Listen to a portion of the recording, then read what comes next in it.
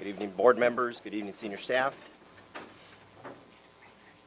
Dear God, we thank you for the opportunity to come and gather together this day. We ask for your hand of blessing on this meeting. We ask that you would guide and direct our meeting so that it is full of wisdom, productivity, and respect for one another. Thank you for helping us to accomplish our work and our goals on this day. Amen. Amen. I pledge allegiance to the flag of the United States of America and to the republic for which it stands, one nation, under God, indivisible, with liberty and justice for all. Honor the Texas flag. I pledge allegiance to thee, Texas, one state, under God, one and indivisible. Thank you, Jesse. Thank you, Mr. Garcia. We do recognition?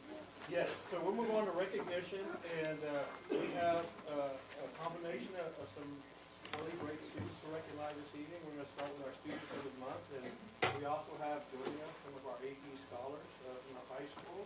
We're going to recognize Teacher Excellence, and then I think we're going to have an extension of Board Appreciation Month because of a special presentation for the board on behalf of one of our students who just accomplished something great. So I'll turn it back over to Mr. Garcia, and we'll start, I believe, our Students of the Month. Yes, our first Student of the Month comes to us from Medio Creek Elementary. We'd like to introduce Leonel Tavera. Leonel, if you'd please come up.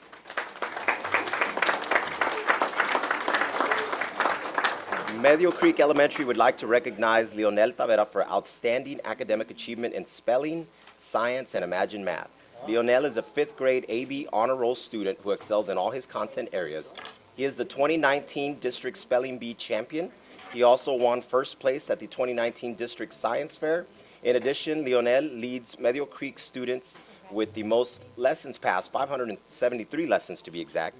Leonel is a member of the Medio Creek Elementary Chess Club. He has won first place at the District UIL.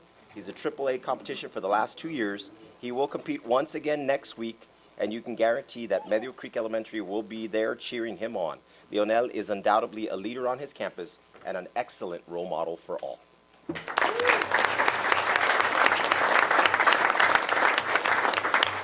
Next, we'd like to recognize Itzel Rubalcaba from McCullough Middle School.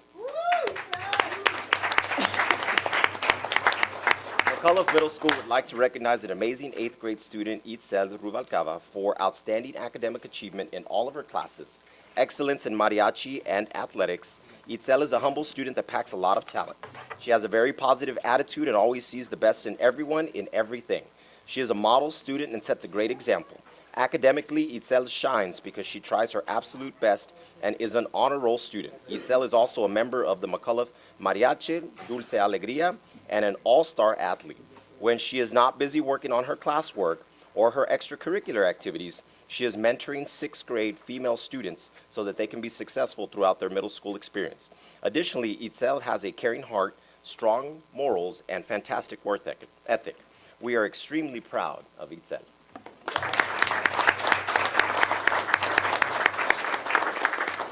Next, we'd like to recognize Justine Orozco from Southwest Legacy High School.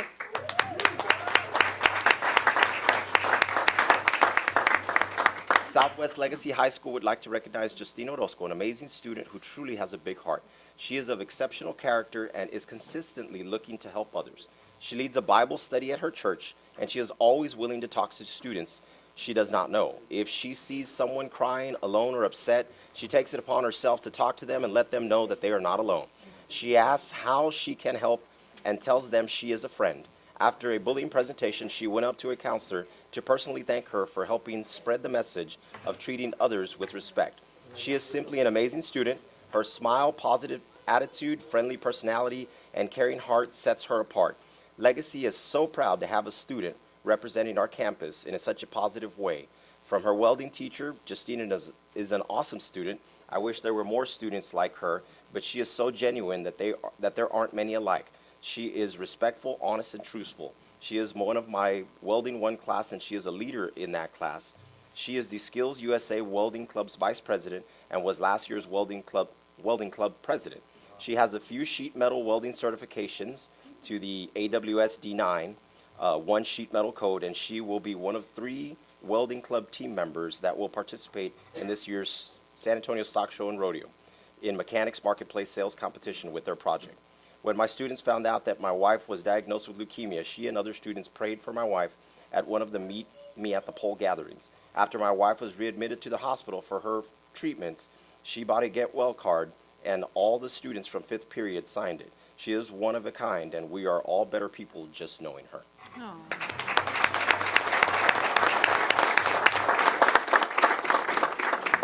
These are our students of the month for our elementary, middle, and high school.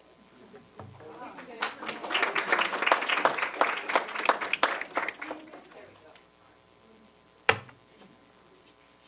now if family wants to get some pictures, go ahead.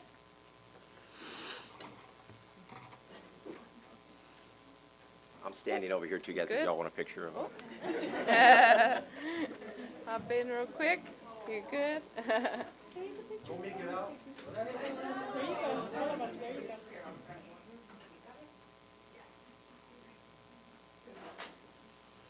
I know we do Students of the Month at every one of our regular board meetings on the third Tuesday of each month. We're going to tell you, hearing the backgrounds and the testimonies for the 3 students we have up here is really heartwarming. And it's really about what it's about. So congratulations for being recognized by your teachers and all the people in the campus. They're seeing the greatness in you.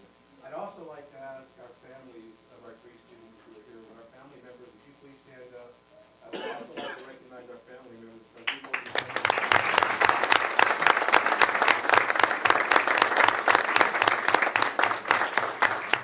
and if our principals from these campuses, if you're here, would you please stand up?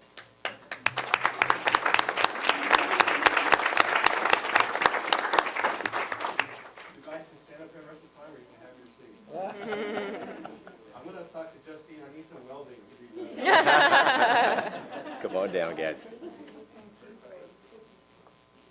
We have another group of students that we want to recognize tonight, and that's from our Advanced Academics AP students. Will Alexandra Guerrero and Isabel Sanchez please come on up? Unfortunately, Ms. Scarlett Patino is not able to join us tonight. She is ill. But this particular group of students, at the high school level, we offer several advanced placement courses. At the end of each school year, students have the opportunity to take the AP test. AP scores show how well students do on the AP exam. It is also a measure of student achievement on the college-level AP courses. The exams are scored on a 1 to 5 scale. The AP score is used by colleges and universities to determine if they will grant college credit for what the students have already learned and allow them to skip the equivalent course once they get to college. With the AP Scholar Awards, the AP program recognizes high school students who have demonstrated outstanding college-level achievement through their performance on AP exams.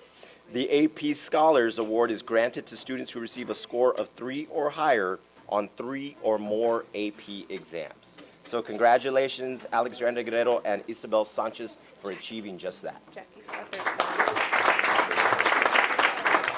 In addition, Ms. Jackie Rodriguez is going to apply share a sign that they can put out in their front yards to kind of brag a little bit about the outstanding job that they've done here at Southwest. We're going to drive by your house tomorrow, make sure they're out. But these students, what they're doing is they're not only getting their high school credit towards high school graduation, they're garnering college credit already because of their efforts. And we're really pushing rigor, and so it takes a few fine years to really kind of come through and lasers, and they're doing that. So congratulations to you, and we encourage you. And we hope that we see more of these signs out the front yards in the future. Start to do that. So thank you so much. Congratulations, ladies.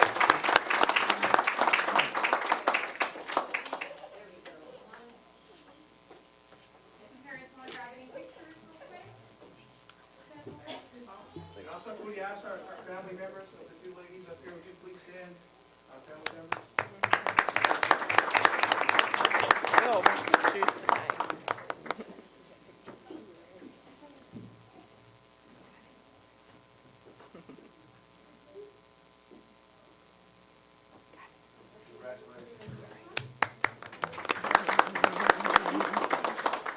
We'd also like to recognize one of our teachers tonight. So Mr. Carlos Perez, could you please join us up front here?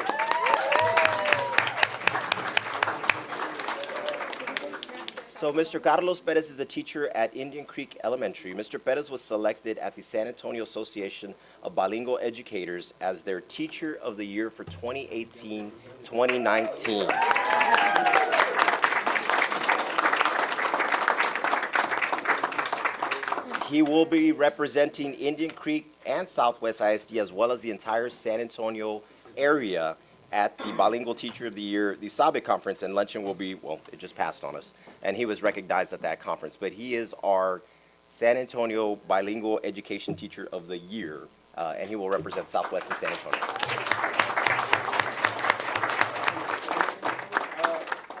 Just grateful, district, the PDs and taking opportunities, taking advantage of it and putting it in my own way of teaching. We're blessed. And also, just to let you know, since I'm going to be state bound, they're going to send me to state. And so I'll let you know about that. Congratulations, Mr. Perez. So A couple of us had opportunities to attend the event where Carlos was recognized as the Texas State Bilingual Teacher of the Year, and he was able to speak. And I'll tell you, he gave recognition to his mom who was there. And that was extremely heartwarming to see the impact that you had on your son. And through your speech, you gave recognition of a teacher who really contributed to you, and now you're that same person giving back to the next generation. So your speech was tremendous. So I'm very proud of you. So good to know that.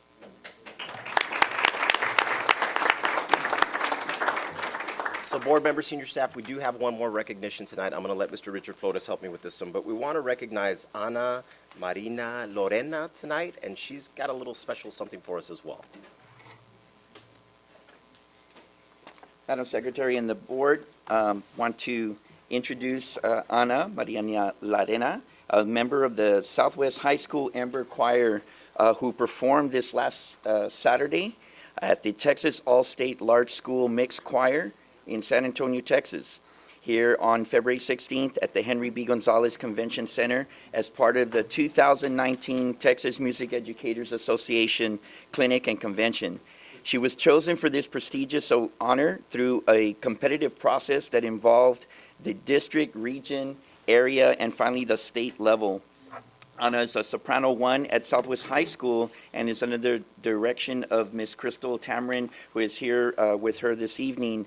The remarkable thing about this is that there are thousands of students who auditioned for this ensemble, and only 2.5% of the entire state of Texas are selected, and Ana was one of those. And so it's a tremendous honor for us. I want to thank Ms. Adolkin and Ms. Garcia for attending the event, and it was just a remarkable concert. This is Ana's second time making All-State. She came to us from Del Rio, and so one for them and one for us. So there we go. And as a special tribute, of course, this is a historic moment because this is the first time we've had a choir student make All-State in the history of Southwest ISD, and to commemorate that, she's going to sing a little something for you this evening.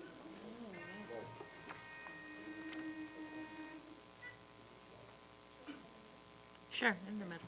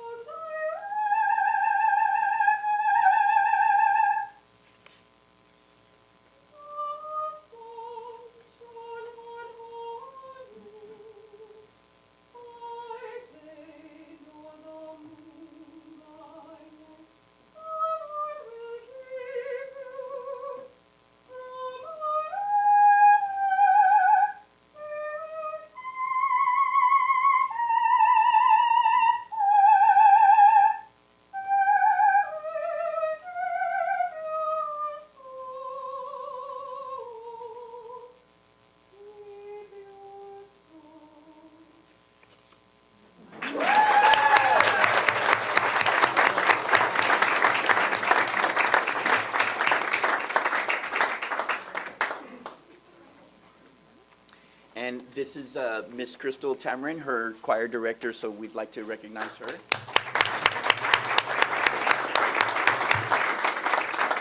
Anna, I don't believe your parents were able to make it tonight, right? Is that right? Oh, no, there she is. She made it. She made it. Great. So we'd like to recognize your mom. Yeah, I don't know what to say after that. That's what I do. They say it's an honor when you leave the room speechless. You want to speak with speechless. Thank you. Thank you. Those are all our recognitions for tonight, sir. I'd like to add that I am also from Del Rio, Texas, but I have nothing compared to that. Can you sing? Madam Secretary, that concludes our recognition. Okay. We do the consent agenda next? Consent agenda next, right? Yes. Yes. Okay, so board members, on the consent agenda, we're going to move item H down to the HR section 8. Other than that, you've had the consent agenda in front of you. Are there any questions? If not, I need a motion. I second. We've had a first and a second. All those in favor say aye. Aye. Opposed, no. Okay. Citizens to be heard.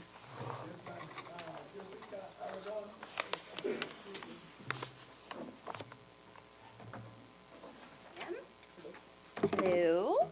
Get my notes.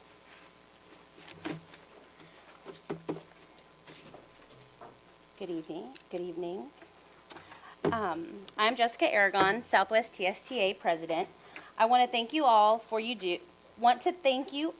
all you do to help the children of Southwest. We ask much of ourselves and of you, and we all know there are times when we wish we could do more. Tonight, I'd like each of you to do something personal. I would like you to do it with me. I would like for you to commit to take some time on February 27th, 28th, and March 1st to read with a child during Southwest TSTA's Read Across America event. We also want to invite you as a special guest Friday, March 1st to Hidden Cove Elementary for our main event at 9 a.m. with special guests Sarah Fergani and Paul Mireles reading Oh, the Places You'll Go to our students. March 1st is the anniversary of the birthday of Theodore Giselle, otherwise known as Cat in the Hat, as Dr. Seuss, the author of The Cat in the Hat, and many, many more wonderful children's stories. His books have led generations of children to discover the joy of reading. On these 3 days to honor Dr. Seuss, the National Education Association, TSTA, and Southwest TSTA, in conjunction with Southwest ISD, are sponsoring a celebration of reading we call NEA's Read Across America. Our goal is to have every child in every school reading with a caring adult for at least 30 minutes on these days.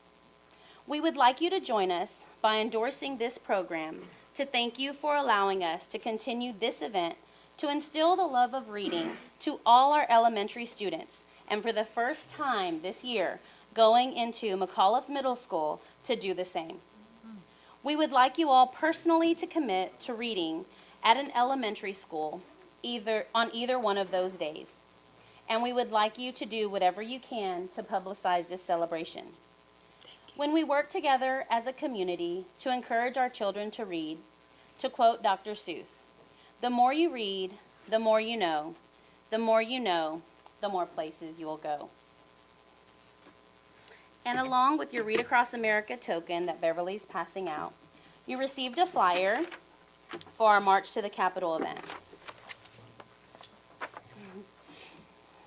This event is going to be held Monday, March 11th at the Texas State Capitol Building in Austin. We will have a rally for public education at 12 p.m. on the south steps of the Capitol. This will give us the time to speak with our elected state lawmakers and demand they support our public schools. Now is our time to speak out and stand together for all Texas school children. We hope you can attend the largest Education Lobby Day event in our state on this day, March 11th. On your flyer, which all school employees should have received or will receive this week, you can register to attend. If you are serious about going and want to join us, our region for TSTA here in San Antonio will have a bus that will be traveling to Austin on that day. Please contact me, Jessica Aragon, if you need any more information about either event. Thanks again for everything you do for our students and our school district. We look forward to seeing you at our schools for the Southwest TSTA's Read Across America event and hope to see you on March 11th at the March to the Capitol event. Thank you. Thank you, Jessica. Okay, at this time, we're going to take a few minutes to let anybody that would like to leave, because the rest of the meeting is very boring. So we'll give you a few minutes if you'd like to leave. Thank you for attending the recognitions. Get started here. No. Okay, first thing we have is construction update under items of information. We will have Rafael Brajas going over some items of information. Yes, good evening, everybody. We're going to give you guys a presentation and construction update for Southwest High School Phase 2. And here to present, we have Mr. Rafael Bedoya, Eduardo Ponce with Fluger Architects, and James Nitschka with Joris General Contractors. Go ahead. Good evening, everybody. Good evening. We're doing board report number 8 for tonight, which takes us to the completion of work through January 31st, earlier this month, or last month.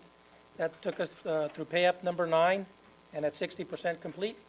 Although that 60% is a little misleading, because 60% is for the overall project, while work at the health professions, at the amphitheater, underneath in the council's area on the second floor, is closer to 95% done. And that remainder will come back for the summer, which is the majority of the lobby, some more corridor work, and the tile floor in the lobby, in the mall area. In the mall and lobby areas, work continues. They've started to install the storefronts in those areas. They're doing paint finishes. They've already done some of the VCT flooring in those areas. They're continuing to do mechanical connections and electrical work. In the health professions area, they're getting ready to prep the floors to begin installing the marmoleum flooring that we got in there, but based on some of the humidity levels we've had recently, they're just doing some test for humidity before they start installing the floor, so we don't have it popping up. But in the next few weeks, they should be installing the floors in there. Most of the storefronts installed there. Millwork is going on in there as well, so that's fairly advanced. A lot of the work that's been concentrating on in the last few weeks is through the corridors, and that's something that I've mentioned before, that we've been coordinating with the staff as far as allowing Joris to get access to certain areas in the second level mostly. So basically, they've taken possession of a corridor. Classrooms have been relocated, and they've done their work. And then after a few weeks, we open it up, and it's a new. I don't know if you all have had a chance to walk in there, but we do see a significant difference with new light, new ceilings, and new floors. So it has been giving it a boost to the areas. I don't know if we want to talk about the scheduling of the flooring. Yes, so James can go a little bit over the schedule that we have been doing on the corridor part of it. So what you're looking at here, this is kind of a color-coded plan that we've coordinated with the staff at Southwest High School with dates, and we kind of try and, like Rafael mentioned, try and move people around.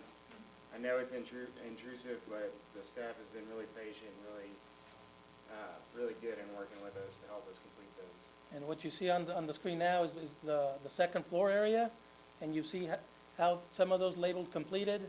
So a lot of the second floor has now been complete, and right now they're working on this bottom left blue area, which will be the last part of the second floor, other than the corridor work in the mall that they're doing now.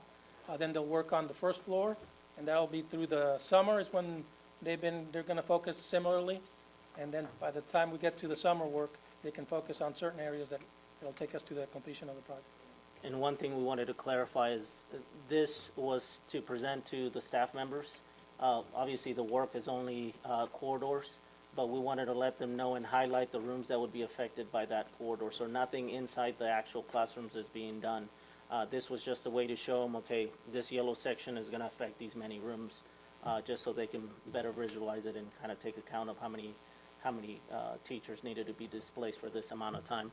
We have presented the first floor to the administration as well, and based on meetings that we'll have and their approval, we'll be targeting those pretty close to spring break and beginning that work on the corridors on spring break. And I wanted to make sure the board knows that as you're looking at this, it's not misleading for you. We are strictly in the corridors at this point in phase 3.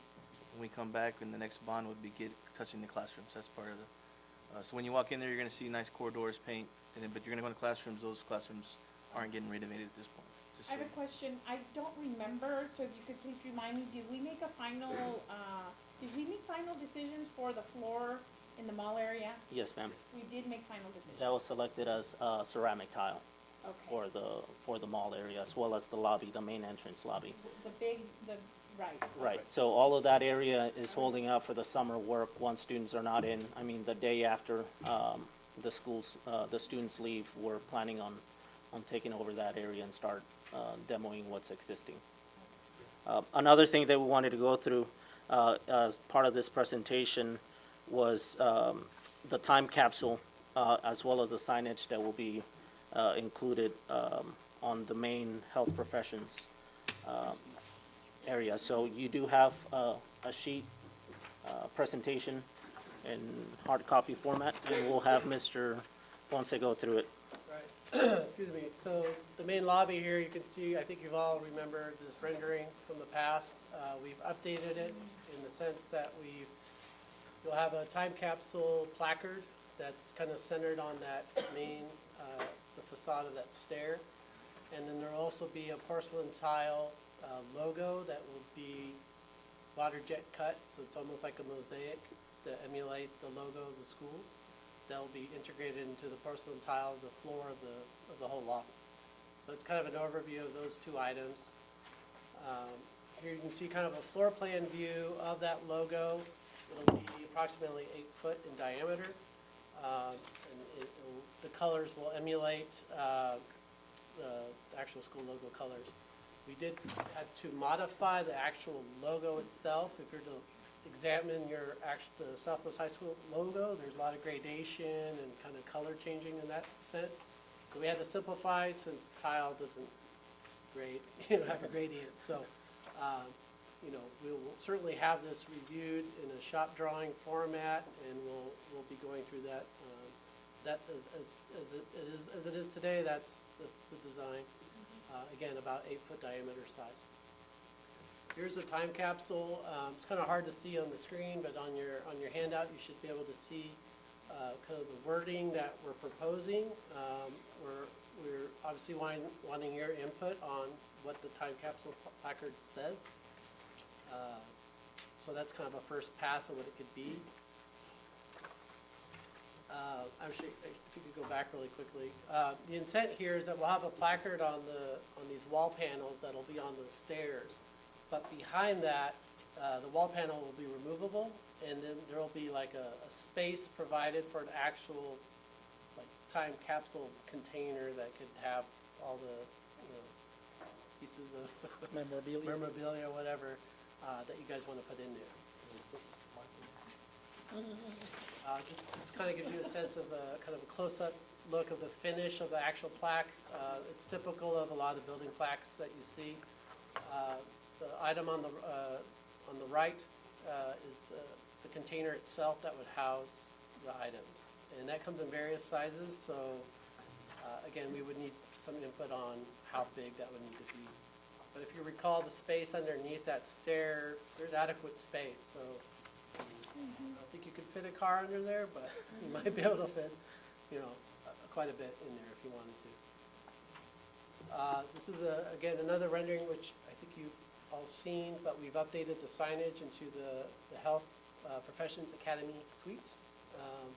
So we just updated that signage, the lettering, to better suit what you guys were wanting to see there. So that's the update for Southwest High School Phase 2. If you guys have any questions, we're here to answer. In a few weeks, when they get closer to having the kind of the floor inside the health area, I want to set up a tour and let you guys kind of go see it. It's really nice looking. And it'd be better when the floor's down. It'll look even better than it does now. Yeah. We're pretty close to being complete in those areas. Okay. So we're doing a time capsule of both high schools, basically to commemorate those graduating class of Southwest Legacy, and Southwest would be their first graduating class. And incorporating both high schools, we determined that's important to them to see in 25 years down the road. And we'll come back with more information about specifics and wording, and that'll be kind of a brown bag item in the near future. Okay. Is that all for construction? Yes, ma'am. Thank you. Thank you. Thank you.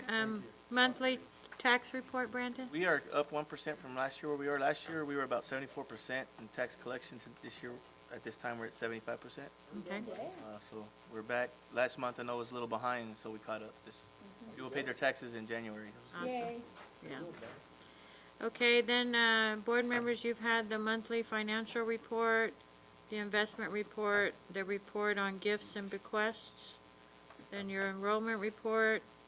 Any questions on the review purchases over 50,000? Our March calendar of events, and Brandon, Southwest Legacy High School. Yes, ma'am. And so I apologize if I use a lot of acronyms, but this is in regards to Legacy getting a future ROTC program. Currently, the students at Legacy High School are transferred via bus to Southwest High School to be in our ROTC, junior ROTC program at Southwest High School. Speaking with admin and just for culture and to build a program, they feel it's important to have their own. So I'll take you back a little bit. Last year, the previous administration with Dr. Versaf applied for an application for an NNDCC, which is the Navy National Defense Cadet Corps.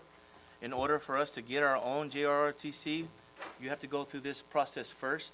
And so the major difference between the two, it's similar in setup. You have the same kind of instructor. They go through the same. It can be in all the same events.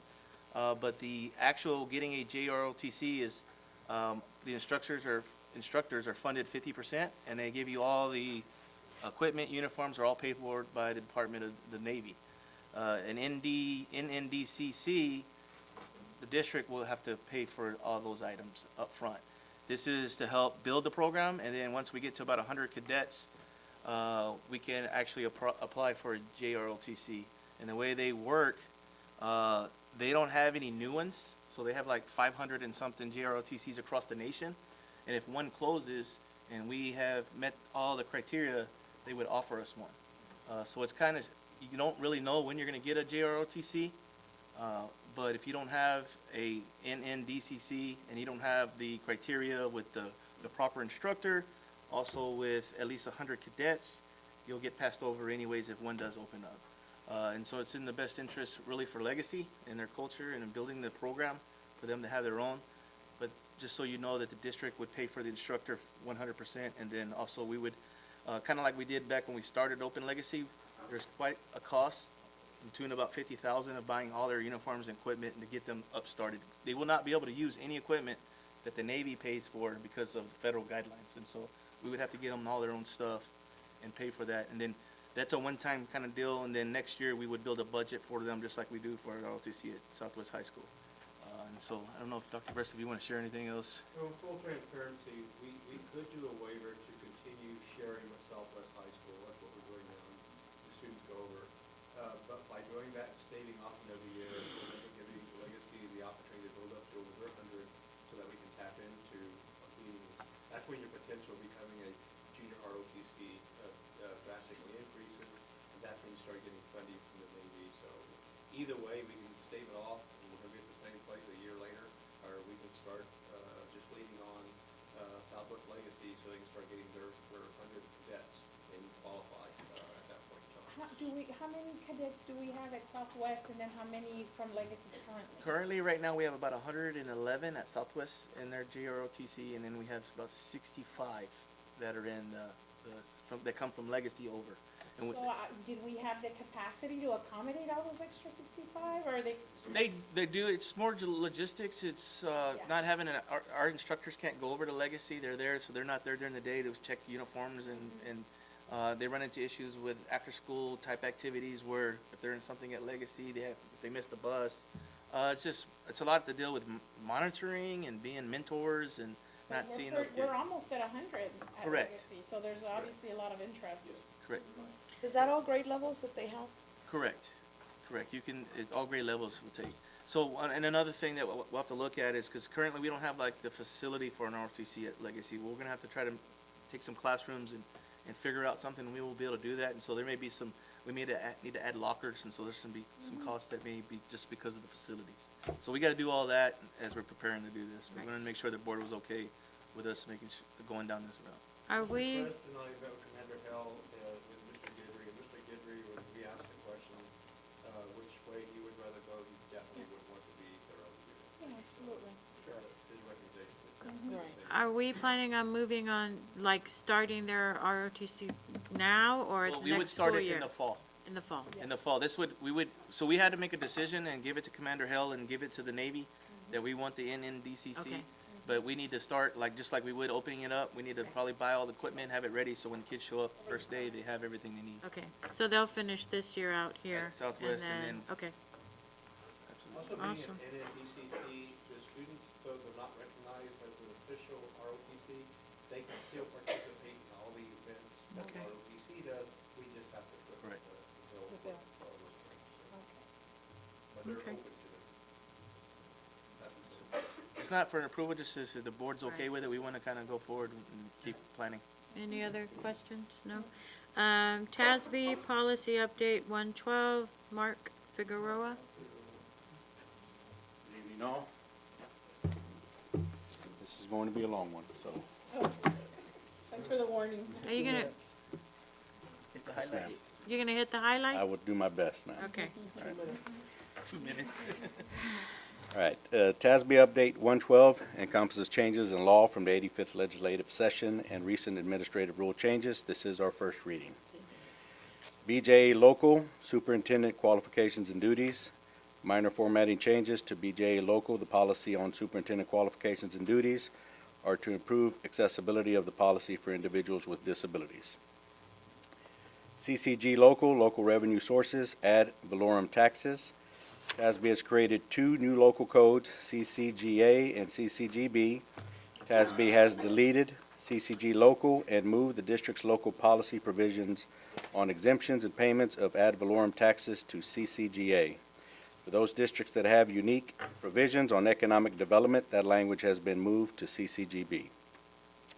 CH Local, Purchasing and Acquisition, and CV Local, Facilities Construction. In CH Local and CV Local, TASB had added a cross-reference to CBB Legal, which addresses procurement requirements for federal awards. These cross-references serve as a reminder that other requirements may be applicable if federal funds are involved in a purchase or contract. Additionally, at CH Local, competitive bidding and competitive sealed proposals, TASB recommends an adjustment to acknowledge that any rejection of bids or proposals will be in accordance with state or federal law, as some purchases with federal funds may require a sound, documented reason for rejecting a bid. CQ Local, Technology Resources, to comply with state law and align with most districts' practices of accepting electronic signatures for certain transactions, TASB has added language to CQ Local permitting this practice as outlined in this policy. DCB Local, Employment Practices, Term Contracts. For DCB Local, TASB has reorganized the policy to better distinguish the provisions applicable when SBEC requires certification versus when the district requires certification. TASB has also added language clarifying that only full-time professional employees in positions for which the district requires SBEC certification are entitled to a term contract. DH Local, Employee Standards of Conduct. TASB has moved to DH Local a provision previously in DIA Local subjecting employees to discipline for making false claims of discrimination, harassment, and retaliation, or for refusing to participate in an investigation. This change makes it clear that the district may discipline employees for such conduct in any circumstance, not just in relation to claims of discrimination, harassment, and retaliation. DIA Local, Employee Welfare, Freedom from Discrimination, Harassment, and Retaliation. In addition to the deleted text described in DH Local revisions, a second revision to DIA Local has been made to add sex to the statement of non-discrimination and to the definition of discrimination. FMA Local, Student Activities, School-Sponsored Publications. The revisions to FMA Local clarify that districts and campus publications are under the district's control and that school-sponsored student publications approved by the principal are considered part of the instructional program. F&G Local, Student Rights and Responsibilities, Student and Parent Complaints Grievances, and GF Local Public Complaints. New language in F&G and GF Local corresponds with changes in GKA Local and addresses a new commissioner rule that requires the board to adopt a policy allowing a person refused entry to or ejected from property under the district's control to appeal using the district's current grievance process and permit a person appealing to address the board in person within 90 days of filing the complaint, unless the complaint is resolved before the board considers it. GKA Local, Community Relations, Conduct on School Premises. The new language in GKA Local clarifies that a district official refusing entry to or ejecting someone from property under the district's control will provide the person information explaining the right to appeal the refusal or ejection in accordance with the district's grievance process. And GKB Local, Community Relations, Advertising, and Fundraising. Revisions to GKB Local are to keep the text current with evolving case law regarding the circumstances under which the district may reject advertising. Additionally, a new margin note has been added with language that addresses sponsorships and donations. This language states that the district may acknowledge donors through whatever means the district deems appropriate and retains full editorial control over any acknowledgement. TASB's recommended the policy updates based on changes to corresponding legal policies. Once again, this is an item of information, and it will be taken to the board for action at the next board meeting. Thank you, Mark. Thank you, sir. Yes, sir. This one we talked about before. These are TASB recommendations. Yes, sir. What they do is they look at litigation, or they look at legal things that were adopted by the legislative session, and then they have to catch up because they're behind. And so now they're making recommendations to school districts for to update people's, like the board policy, local board policy To align with legal. to align with legal. But they're recommendations. Correct. Correct. Correct. We could say we're not going to do it. Correct. If we felt, yes, yes, sir. Or And- you could say, we will not do it exactly like that. Absolutely. It may not be in compliance with the law, but we could do that at the board. I can tell you one that probably changed, but to your point, Keith, the first page, second to last, ECB local, where it talks about, you don't have to offer a chapter 21 contract to a non-SPEC certified area. We do in our district, and that's Right. something we would say, thank you for the recommendation, but this is how we're gonna do it. That's always been, the will of the board, is to make Yeah. sure that everyone gets that. Yeah, that's the point that I wanted to make, that we should look at those and see how they fit our district. Because sometimes we will get, people believe that, well, they said to do this, and we have to do this. That's not the case. Yes. So we do in this first reading, is you get the information from Mr. Fiola, and then, you guys have that information, if you want us to bring something back, when we bring it, we normally put under consent, but if there's going to be a change before the next board meeting, at the second reading where it gets approved, we would list it specifically by itself, so we can talk about, these are the recommendations, we're saying that we don't want to align with those recommendations, that we want to do it our way. That one would be one of them, that I think. Yeah. I think you guys want, people Right. in professional position to have that chapter 21. Yeah. And I'm sure our attorneys think it's best to follow this. But yes, they always will. That's a recommendation too. Yeah. Right. And we do that, so when we get these, we actually send them out to Yeah. the end user that actually this would fall under, like if it was a purchasing one, or if it was a business, like taxes. Yeah. I would get it and look at it, and if it didn't follow our practice, we would automatically try to reach out to TASB Legal, Yeah. their department, and then discuss it, and then, because we want to bring a recommendation that's not with our policy, Right. in our procedures. Within policy, but inside the law. Correct. Yes, and if the law says that, no, you have to change, then we will reach out, and then we change it. Okay, that was great, thank you. I have a question. On the second page, the third one down, about when people are refused entry or they're ejected from the property. Yes, ma'am. So right now, they don't have the ability to file a grievance? And then we're gonna give them the ability to file a grievance? Say that again, Ida? It's, so right now, if I go to a football game and I'm asked to leave because I'm doing whatever. What's my recourse right now?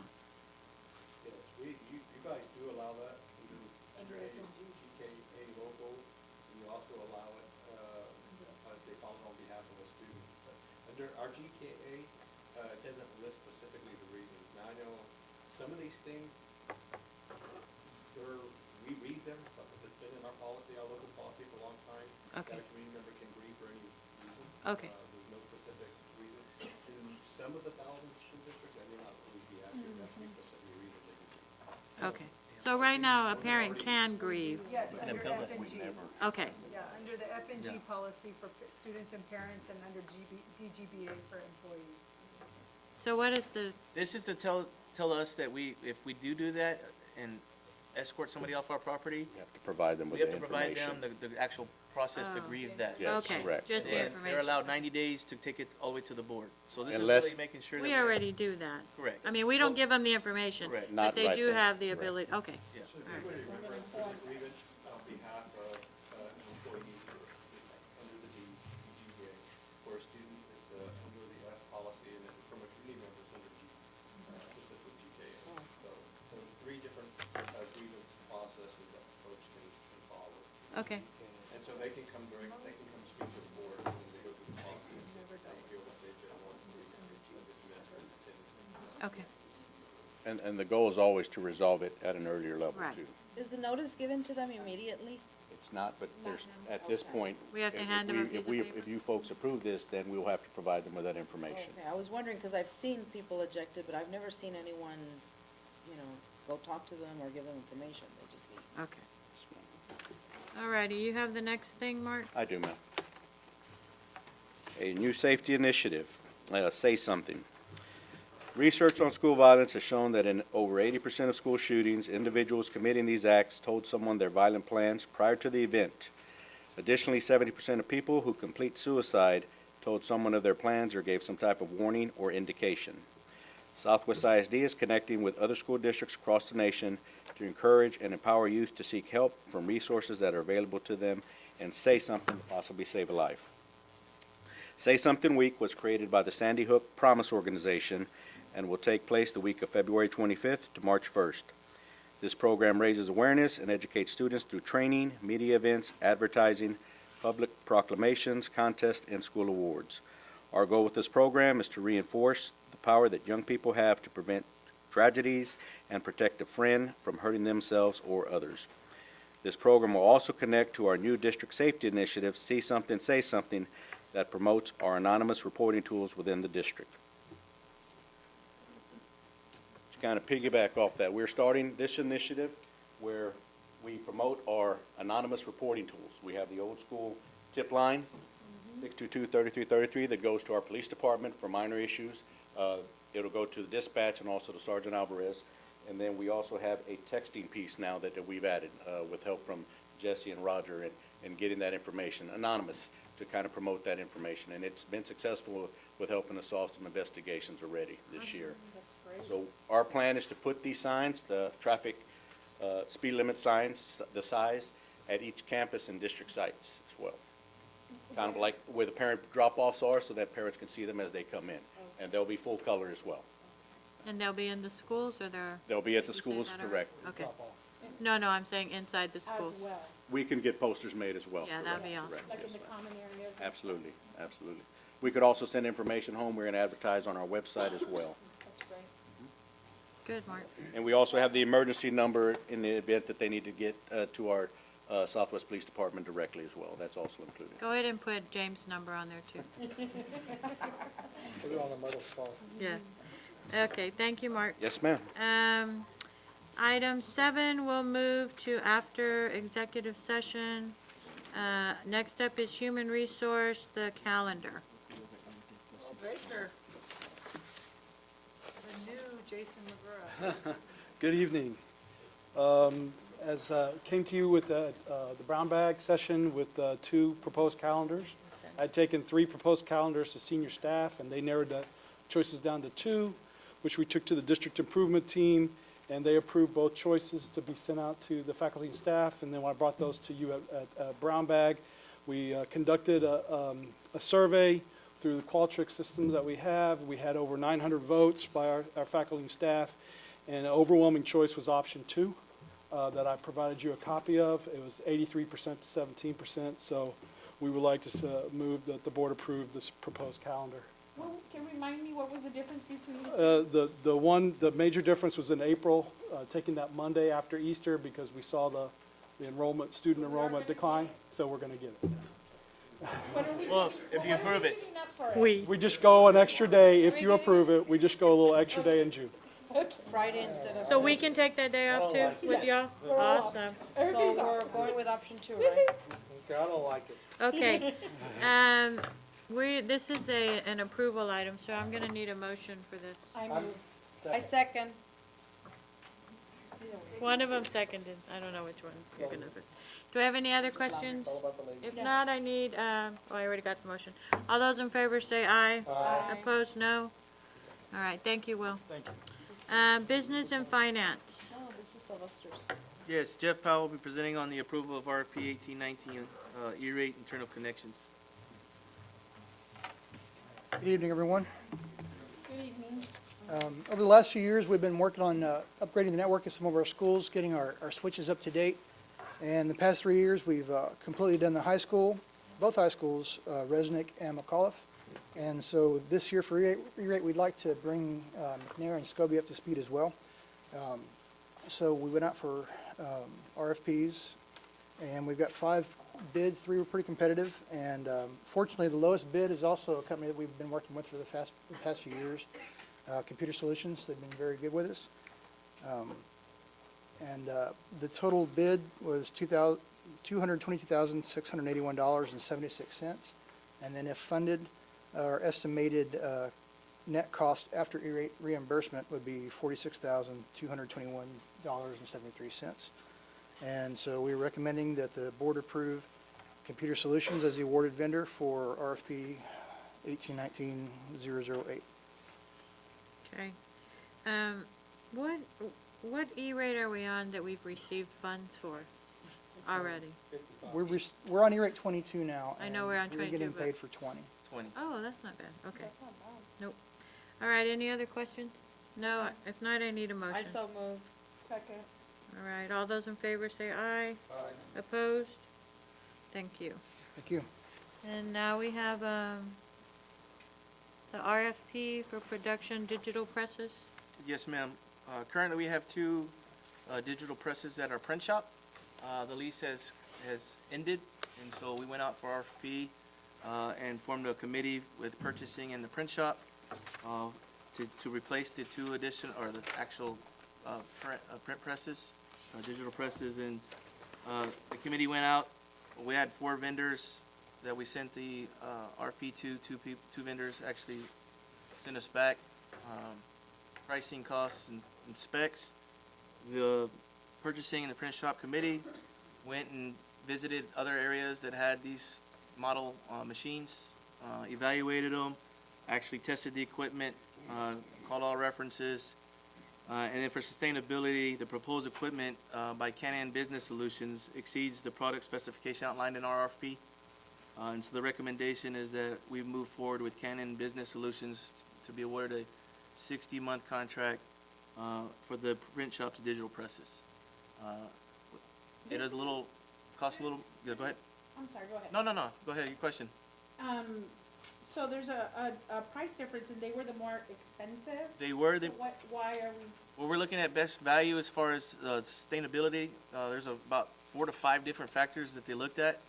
Price obviously is always a main one, but the type of equipment, because when you're dealing with leases and print machines, basically look at sustainability, how long they would last. I know Mark, if you want to talk, because Mark was part of that group. They got 30. I know, but what does that mean? Yeah. Is what I'm asking. You want to cover? One of the things that Canon allowed, one of the major things, is they've allowed us, as we've used them in the past 8 years, to certify our own technicians to do minor repairs, basic repairs, without having much downtime. So they supply us with these parts that we can do, replacing a drum, for example, without having to put in a service order. It doesn't allow for downtime. We don't have to wait for a technician to come out. So they certify our own technicians to work on our products, or on their products. So they provide training throughout the year. The other thing is the charge for the copies. When you use oversized paper, anything larger than legal 11 by 17, we had a straight click charge, is what we call copy click charge by Canon. When you go to the Dayhill, which is Xerox, they charge us double for oversized paper. So our print shop runs about 25% of their print jobs using that type of paper. So, you know, we had to add that into in terms of the cost as well. And then the last thing is, we had asked for all of our copier trays to hold a specific weight of paper, which is 300 grams per square meter. Canon met that, and Xerox didn't at this time for the paper trays. You've done a lot of work on that then. Thank you. Mhm. I wondered, I wasn't on the committee, so I let him. I'm just being nosy. Yeah, no, you're right. And Michelle Bernal, it really did most of the work before she left. She really did a great job with it. Okay. Okay. We're gonna need a motion on that. I move. A second.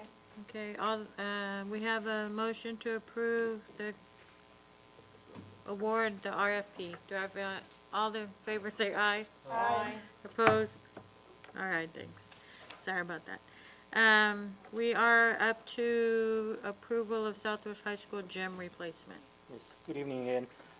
So Southwest High School competition gym has had several issues this year where we had to call an emergency contractor to do some fixes on the main floor of the Southwest High School competition gym.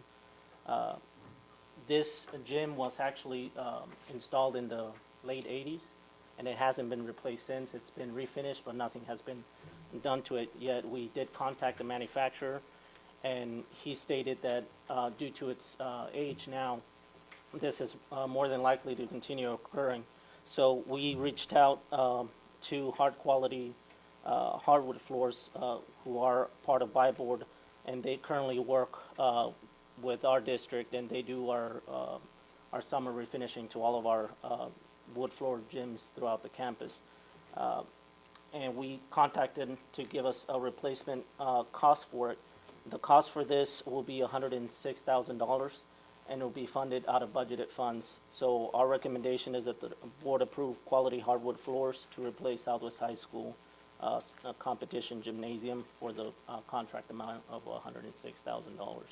So this was one of the items that we brought back in the past for fund balance. So this was a fund balance item that we shared with the brown bag. And so it's actually a fund balance item. It was not in the budget. The gym that we're talking about, where This the is- pool was filling up.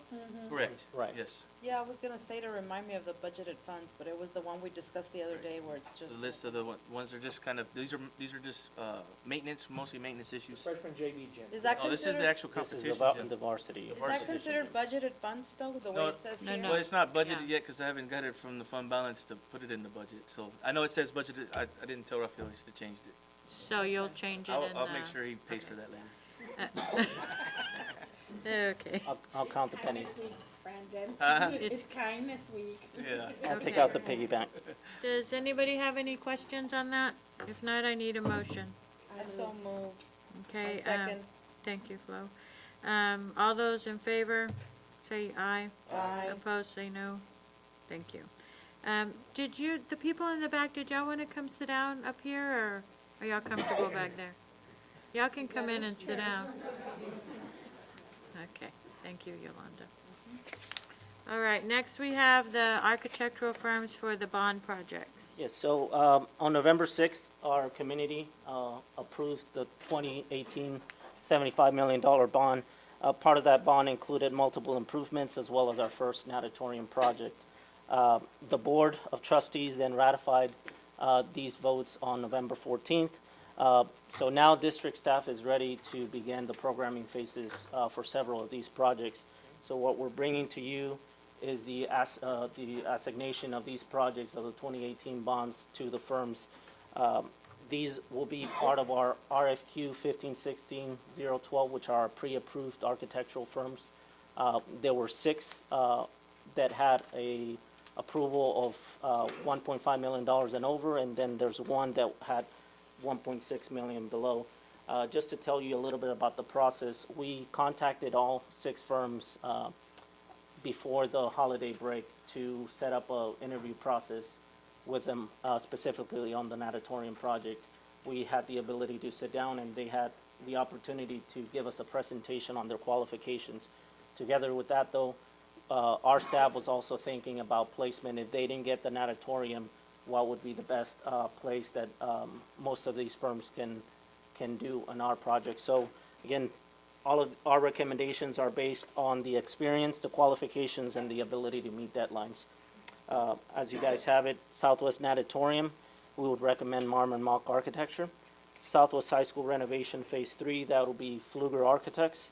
Scobie Middle School will be Garza Baumberger and Associates. The roof and air handler replacements for McAuliffe, Indian Creek, Elm Creek, and Creewald will be LPA Design. Studios, Elementary, AC Gyms will also be LPA Design Studios, and the Transportation Department will be RVK Architects. Our staff will negotiate the professional fees once the scope of work is narrowed out and it's fully determined. So our recommendation is that the board approve our recommendation for the architectural firms for the 2018 bond Rafael, project. did these also go to subcommittee for presentations, or did they not? No, they did No. not. No, This- they did not. So no board members sat in on any of those? Right. Correct. Has This, LPA done work for us? Yes. That's Lowell. That was originally OCO. They did Big Country and Indian Creek. Low. And RBK, RVK did some work previously. which work? I don't know specifically what schools, but this was way, way before. They're a new when the- vendor that was awarded, and so this is to kind of get them onboarded, this is a smaller project. What was remind me what the transportation? It's just kind of upgrading the correct, the car wash. They have the car washes down, that, and their inside office just some building. paint and the shop areas. Right. Like remodeling? Some remodeling. They hadn't been touched since it's been built, so. Fuel But station. I know the top three there, but I didn't, the LPA and the. LPA, what used to be OCO, and that was Lowell Tacker, used to come. He, Sure. Right. Yeah. And they did Big Country and Indian Creek just recently as part of the 2012 And I have bond. a question. Did Marmon do any local natatoriums? Yes, so they have done Northeast, the Walker Pool. They're currently doing that project as well as others throughout San Antonio. But most recently, one of the references we checked was Northeast Walker, which is very similar when they're doing that. to our project. So I moved. Second. I have one question for you, Bill, Yes, sir. Yes. and that is, who is our, what we call the owner's rep? Who is gonna represent us, in the construction of these things? I will. You will. Yes, sir. You and Thomas? Raphael, what? Me, Raphael Thomas. Same. We want Raphael and Thomas. What about me? Well, we want you too. As Yeah. long as Hey, that's fine. Oh, and I had another question. All of these are currently on our list, right? Correct. All of these Correct. firms? So all of these were part of the They're 20. like on a extended year contract type of thing? Right. Okay. Pre-approved. Right, so the RFQ 1516 takes all these pre-approved architects till 2023, actually. So, The only reason I bring that up is, I know you have issues, but you have several architects, Right. several jobs, specific jobs, and sometimes that's hard to manage from the owner's perspective. right, So then you'll have to follow. I'm definitely up to the The other task. piece of this is that we won't be able to sell the whole 75 million the first round so we'll get based on our property values, and that's still to be determined, but we're looking at about 40, so that'll probably be 2 to 3 projects that will be started and be simultaneously. And so we brought Raphael on when we had probably 7 projects going on in the 2012 bond at the same time, Yeah. so I think he's going to be pretty But good. I understood Raphael began to do something else. They saw it, so I thought, but I don't see how he could do No. more than one job. He's been on all our projects, and I'm working on a cloning process, so They're trying to get on full-time. I'll let yeah, you, he's trying to get on. I'll let you know how that works out. Do you have a Does he have a timeline twin as far brother? as the bond Like, sale? The bond sale, we're looking for the first 40 to sell in August. Oh, in Right August. after we get our appraised values. Okay. right before we set our tax rate so that we know how much we can actually get. And then after that, it'll be based on how our growth goes with our property values and our attendance, whether it's another year out for the rest or two. And so hopefully it's the latter, when we're 1 year out and we can do all our projects. So we're approving the architect, and then later on you'll come and ask us to approve the general contractor. Correct. Is that Yes. correct? Okay. All right, so we have a first and a second. All those in favor, say aye. Aye. Opposed, no. Thank you, Raphael. Thank you, ma'am. And let's see. We're down to curriculum and instruction. Ms. Dalila? For curriculum and instruction, we're bringing to the board the bell schedule. We currently have two bell schedules. At the high school, we have a bell schedule for the CT students and a bell schedule for the non-CT students. So back in September, we were able to bring in the principals, assistant principals, and various program directors to discuss some ways of how we can implement and create one bell schedule. And so through feedback from students and teachers, we created a process. I'm gonna have Celine speak to the process that we would like to have a recommendation.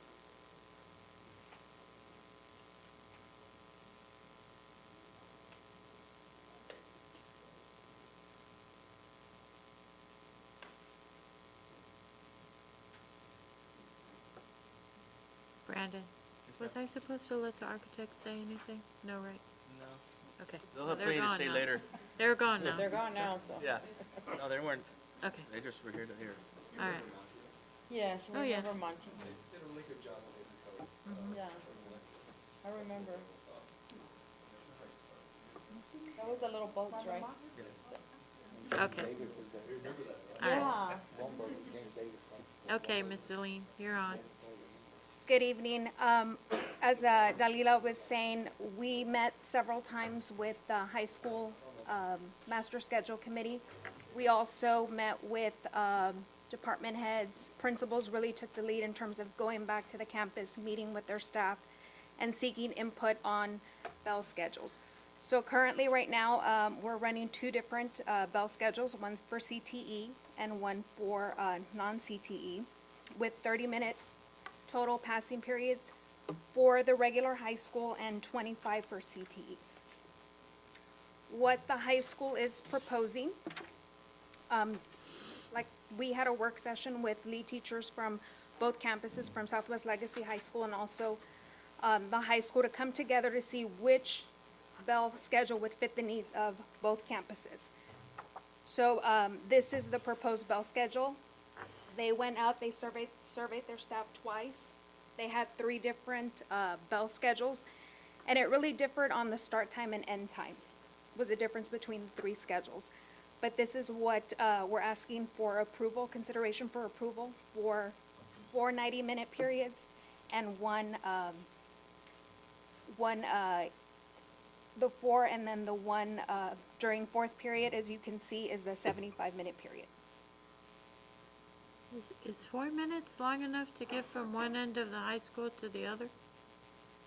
We asked high school staff, and most of them said Well, yes, it is. staff, I know, but Staff. they probably don't do it. And I mean, is it enough for the kids? Because I know they're already, what do they have right now? right now they have 5 minutes, so Yeah. it's 1 minute. That's I not, would say yes. you think so? Say with- Like, if they don't They're gonna run, have to hustle. but they're gonna have to run and knock people out of the way, or? It's a bit of a squeeze. With less students that vote, though, they think it's doable. There's some kids who make it a class in 2.5 minutes, it's not a problem. And there's some who make it 3 minutes after it's already gone. Every day. You know, I think. Well, We looked at that, and I know in our time there, 4 minutes would have been plenty, to get a quick class for a long time. Now, there's gonna be some exceptions, there's probably someone in the CTE and has to go all the way to the other end, maybe to the fine arts. Maybe Yeah. that's some issues. I think it's doable, and where you look to shave some time, but the issue here is we're losing hundreds of thousands of dollars of CTE funding if we're not able to get those 90 minutes for those course sequences straightened up. Although we had a patch this year, but it's still kind of messy to run 2 schedules at the same building. Yeah. So I think the teachers would make concessions if we do have some outliers who can't make that, and they've always been kind of, they use, you know, Discretion. we look at it and therefore make adjustments if they need to. But I I think this was recommended by the teachers, and they seem to think, because I agree with you, sometimes the kids differ, different ways, but I don't think they'll have a problem. You know, I'm always concerned about when we only give the kids 30 minutes to eat, because when we do that, we hear from the parents a lot. That they're just, like, there's just not enough time. Some of the kids that run and get in the front of the line or halfway through the line are fine, but it seems that some kids end up in the back of the line for whatever reason. They're farther from the cafeteria. Are things better now that the schools are smaller? Correct. I mean, I haven't heard I've heard from the same parents all year that their kids do not have time in the high to school. eat lunch. And they bring it up a lot because to them it's really important that their children get to eat during the school day. Yeah. They have long days, they stay after practice and for practice and whatever activities they're in.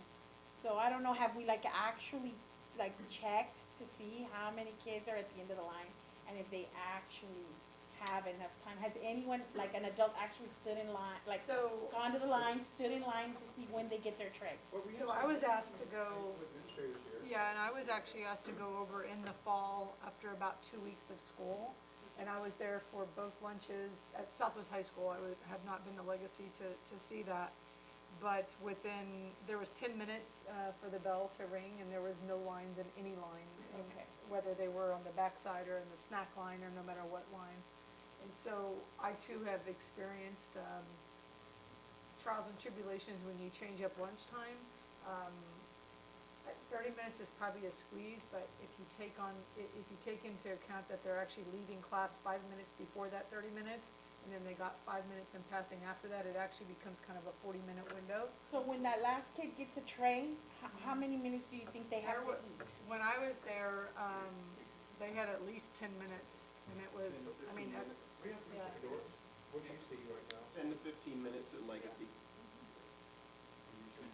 And many of the students actually choose to, they make it to the cafeteria, but they choose to wait. If they sit down first to let the line go down, Yeah. and they get up and go get their tray. Right. And even at that moment, they still have a good 10, 15 minutes to eat. Okay. So it's, the pushback was mostly at the beginning of the school year, which was the fall, because there was an adjustment. But now kids don't even complain about them not eating.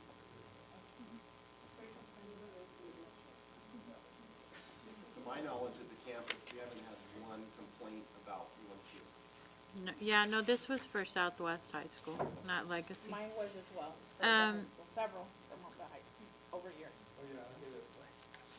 I call you all the time, that's why.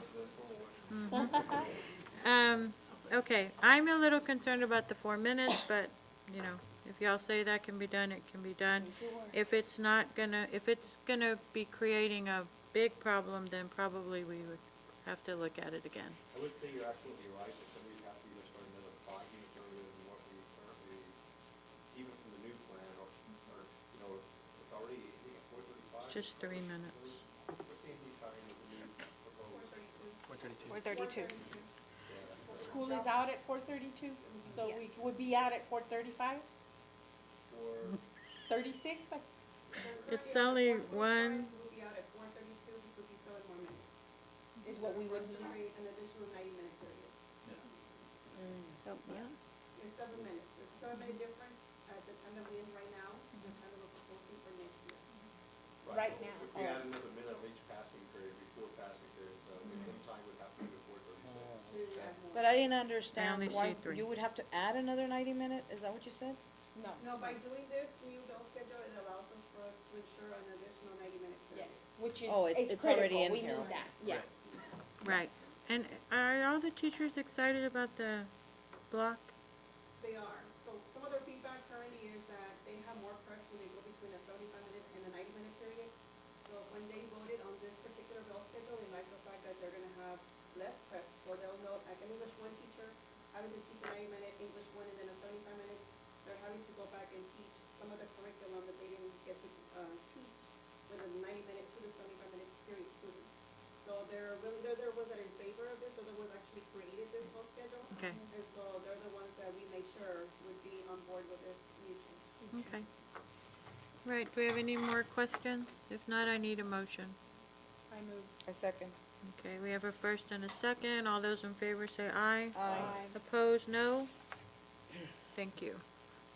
And that's it. We're gonna go into closed session? All right. So, let me read these numbers.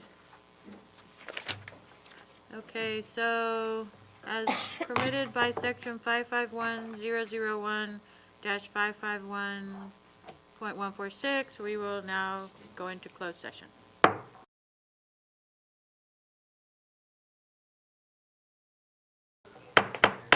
We're gonna come back into open session and Dr. Byram.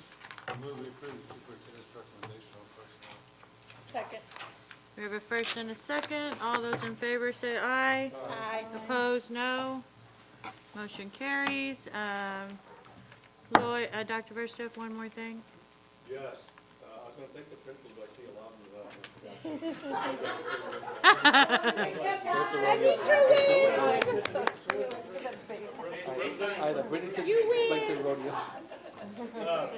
Yes, thank you, Selena. Southwest High School, Southwest Legacy High School mariachis will be competing at the UIL State Festival Saturday, the 23rd of February. It is at University of Texas, Rio Grande Valley. Whoa. 5 and 6 p.m. Reminder, Read Across America, I know you heard from Mr. Arizona today, Friday, March the 1st, 2018. If you haven't had an opportunity to go read this, it's a pleasure and watching Cat and Hat run around the school, it's real fun too, it's so crazy. Pony League opening ceremony, mark your calendar, Saturday, March the 9th, 9 a.m. And you can make it as a trustee, and they will have a special place on the field to be part of the festivities. That's March the 9th. I'm sure it'll be a rainy March the 9th. That did just get pushed back a week, just in case you saw March 2nd was on the original calendar. It just got pushed back due to some weather. We'll get a reminder, right? We'll get a reminder. Is that it? All right, no more business. The meeting is adjourned.